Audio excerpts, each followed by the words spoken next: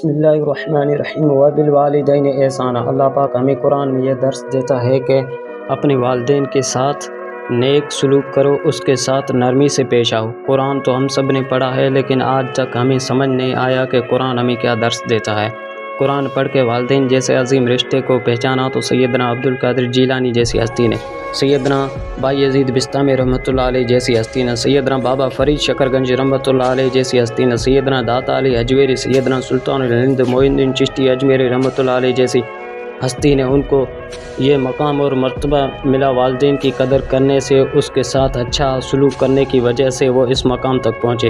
مشکاہ شریف کے ایک حدیث من زار قبر ابویہ او احدہما کل جمعۃ غفر لہ ما تقدم من ذنبہ، جس نے والدین کی قبر کی زیارت کی یا ان میں سے کسی ایک کی ہر جمعے کے دن، تو اللہ پاک اسے بخش دے گا پچھلے سارے گناہ، اور اللہ پاک اسے ابرار کے ساتھ لکھ دے گا۔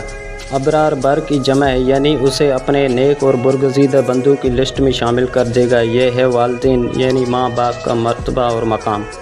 وہ لوگ کیا جانے عورتوں کا مقام، جن لوگوں کی گالیوں میں بھی عورتوں کا نام آتا ہے۔ عورت اگر ماں ہے تو جنت ہے، عورت اگر بیٹی ہے تو رحمت ہے، عورت اگر بہن ہے تو ایک اچھی دوست ہے، عورت اگر بیوی ہے تو وہ ایک ہم سفر ہے۔ وفا کا دوسرا نام ہے، حیا کا دوسرا نام ہے۔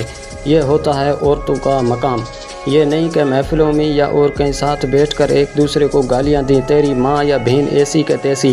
یہ عورتوں کا مقام نہیں ہے۔ ایسے لوگ ہرگز ماں، بہن، بیٹی اور بیوی کا مقام نہیں پہچان سکیں گے۔ اور سب سے بڑا مقام یہ ہے کہ ہمیں اپنے پیٹ میں رکھتی ہے، اس کے باوجود گھر کا سارا کام بھی کرتی ہے، اور اس سے بھی بڑھ کر یہ مقام اس سے بھی بڑا ہے کہ اپنی زندگی کو امانت رکھتی ہے، ہمیں دنیا میں لے کر آتی ہے۔ اللہ نہ کرے کسی کا آپریشن میں بچہ پیدا ہوتا ہے تو ڈاکٹر بولے نا عورت کو تم مر جاؤ گی، تمہارا بچہ زندہ رکھ سکتے ہیں، مطلب دونوں میں سے ایک کو۔ تب ماں کہتی ہے میری جان کی پرواہ مت کریں، میری جان چلی جائے تو جانے دو، میرے بچے کو بچائیں۔ یہ ہوتا ہے عورت کا مقام۔ گالیاں دینے والے کیا جانے عورتوں کا کیا مقام ہے۔ حضرت آدم علیہ السلام کی پیٹھ میں اللہ پاک نے حضرت بی بی حوا علیہ السلام کو پیدا فرمایا۔ اس سے ثابت ہوا کہ عورت ایسی نازک چیز ہے، کاش اس کوئی سمجھ سکے، ایسے انمول رشتے کو سمجھ سکیں۔ عورت کا کتنا مقام ہے۔ کسی نے عربی میں یوں کہا ہے امی انت فی حیاتی کل شیء، امی جان آپ ہی تو ہیں میری زندگی میں سب کچھ۔ آپ دنیا کے کسی بھی کونے میں جائیں، ہر چیز مل سکتی ہے، لیکن ایسا رشتہ کہیں بھی نہیں ملے گا۔